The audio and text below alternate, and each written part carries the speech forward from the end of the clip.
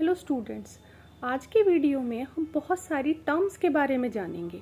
आप किसी भी कॉम्पिटिटिव एग्ज़ाम की प्रिपरेशन करते हैं, उसके लिए बहुत ज़रूरी है कि जो कीवर्ड्स हैं किस उस पर्टिकुलर डिसिप्लिन के सब्जेक्ट्स के, जैसे सपोज हम कॉमर्स की तैयारी करते हैं तो कॉमर्स में कुछ जो जितने भी कीवर्ड्स होते हैं, क्योंकि कॉमर्स में बहुत सारे सब्जेक्ट्स होते हैं तो उन सब्जेक्ट्स में बहुत सारे कीवर्ड्स होते हैं हर सब्जेक्ट के अपने। तो उन कीवर्ड्स पे इतने ज़्यादा क्वेश्चंस आते हैं और रिपीटेडली किसी भी एग्जाम में, कॉम्पिटिटिव एग्जाम में आप देखेंगे कि रिपीटेडली उन्हीं कीवर्ड से क्वेश्चंस पूछे जाते हैं। उनमें से कुछ कीवर्ड्स को हम कवर करेंगे इस वीडियो में। जैसे कि फर्स्ट जो हमारे पास कीवर्ड होगा दैट इज बैंक एश्योरेंस। इसका स्पेलिंग होता है BANC। जैसे बैंक का होता है BANK, बट ये क्योंकि दो वर्ड से मिला के बना है तो इसको कर दिया है BANC and then assurance. Bank assurance बोलते हैं फिर इसको। ये जो बैंक एश्योरेंस है ये बैंक प्लस इंश्योरेंस, ये फ्रेंच वर्ड है। बैंक एश्योरेंस फ्रेंच वर्ड है जिसको कि दो वर्ड से मिलके बना है, बैंक प्लस में इंश्योरेंस। इस वर्ड का क्या मतलब है इस टर्म का? ये रिपीटेडली क्वेश्चन पूछा जाता है स्टेट एग्जाम में या फिर नेशनल एग्जाम में, कॉम्पिटिटिव एग्जाम में। इसका मीनिंग है कि जो बैंक, जब कोई भी बैंक अगर किसी इंश्योरेंस पॉलिसी को, कोई जो इंश्योरेंस होता है उसको प्रमोट करता है, कि जो बैंक है वो एक एजेंट की तरह काम करता है और वो इंश्योरेंस को प्रमोट करता है, तो उसको बोलते हैं बैंक एश्योरेंस। सेकेंड जो हमारे पास कीवर्ड है that is LIBOR, LIBOR। Basically ये क्या है? ये एब्रीविएशन है LIBOR। इसका क्या मतलब है? इसका लंदन, L से लंदन, I से इंटरबैंक, B से बैंक, O से ऑफर्ड एंड R से rate. LIBOR, London interbank offered rate.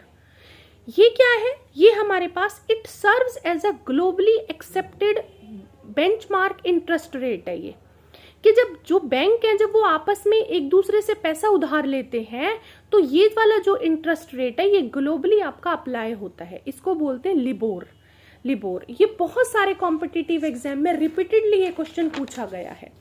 Next keyword की अगर हम बात करें तो नेक्स्ट कीवर्ड हमारे पास आता है that is mezzanine financing. Mezzanine financing का क्या मतलब है? देखिए, मेजेनाइन फाइनेंसिंग एक नया तरीका है फाइनेंसिंग का जिसको कि आज मॉडर्न वर्ल्ड में बहुत ज़्यादा यूज़ किया जाता है।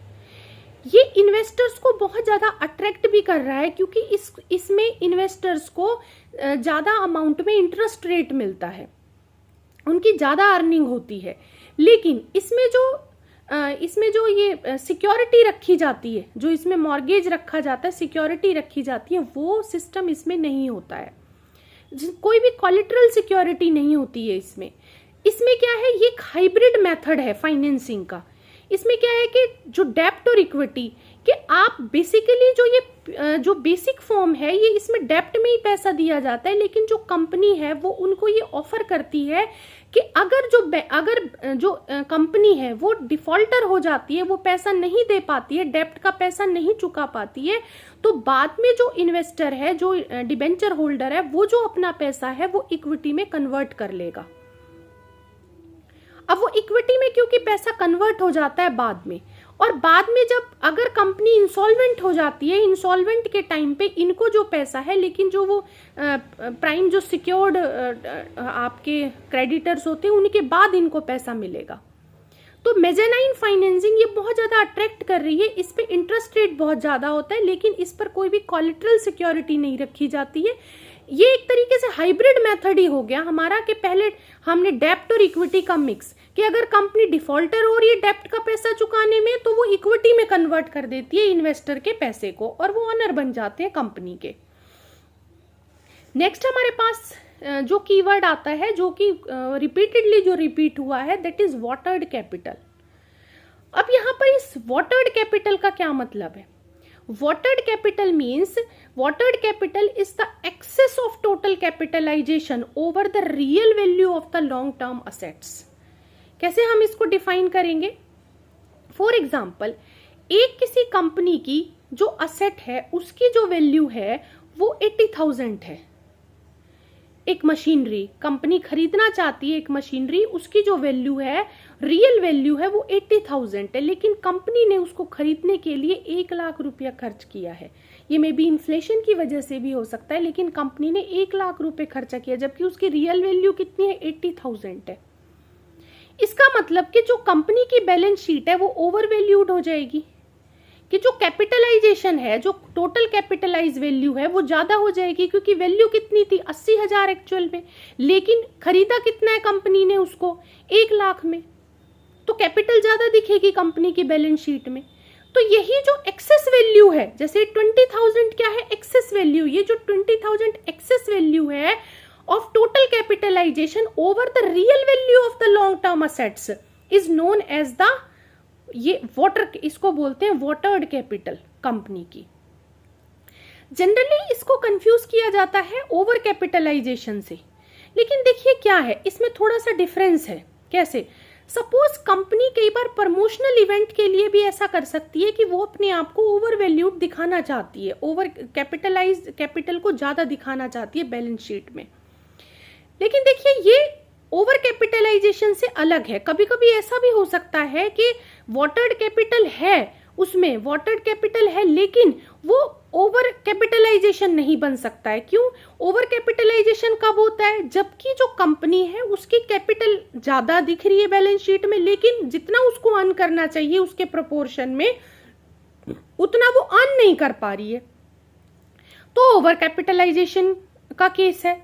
लेकिन अब सपोज करिए कि कंपनी ने ओवर वाटर्ड कैपिटल तो है, लेकिन जो कंपनी है उसकी एफिशिएंसी ज्यादा है, एफिशिएंसी ज्यादा है तो प्रोडक्टिविटी ज्यादा है, प्रोडक्टिविटी ज्यादा होने से कम कैपिटल में ही कंपनी जो है, जैसे वाटर्ड कैपिटल तो दिखा रखी है लेकिन कंपनी अपनी एफिशिएंसी से ज्यादा कमा रही है, तो इससे क्या है वो एडजस्ट हो जाता है और ओवर कैपिटलाइजेशन का केस नहीं होगा और वाटर्ड कैपिटल एडजस्ट हो जाएगी। तो मे बी जो ओवर कैपिटलाइजेशन है वो वाटर्ड कैपिटल है बैलेंस शीट में, लेकिन वो ओवर कैपिटलाइजेशन होगा या नहीं होगा ये डिपेंड करेगा कि कंपनी कितना एफिशिएंटली अपनी कैपिटल को यूटिलाइज कर पा रही है। तो इसलिए ये डिफरेंस हो जाता है उसके अंदर।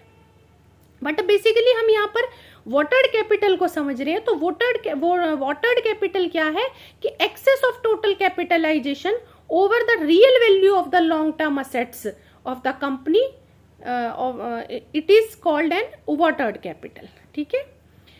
नेक्स्ट हमारे पास आता है जो कि बार बार रिपीट हुआ है क्वेश्चन हमारे एग्जाम में, that is wasting assets.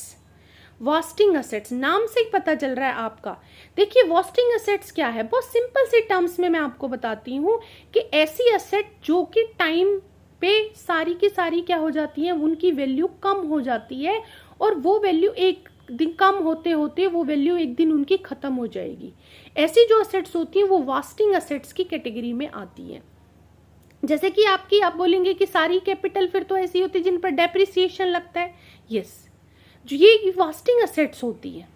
Wasting assets के जैसे सपोज माइन है, माइन में क्या है कि माइन में क्या है कि जैसे जैसे हम उसको यूज करते जाएंगे तो जो उसकी वैल्यू वो कम होती चली जाएगी। ऐसा तो नहीं है कि माइन बढ़ती चली जाएगी, हम उसको यूज करते जाएंगे। जैसे कोल माइन है या फिर जो ये पेट्रोलियम वगैरह जहां से निकलता है, तो वो धीरे धीरे जैसे जैसे हम उनको यूज करते जाते हैं उनमें जो भी कोई मटेरियल है वो कम होता जाता है, उसकी वैल्यू कम होती चली जाएगी, तो वो वास्टिंग असेट्स है। ऐसे कोई भी असेट्स हो सकती है।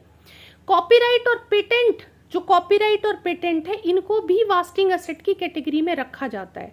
गुडविल भी वास्टिंग असेट की कैटेगरी में आती है। देखिए जो गुडविल है, गुडविल पर ना तो डेप्रिसिएशन लगता है ना इसकी वैल्यू का अमोर्टाइज किया जाता है। ठीक है, क्योंकि ये इंटेंजिबल असेट है, ये फिक्स्ड असेट्स की कैटेगरी में आता है लॉन्ग टर्म असेट्स की में।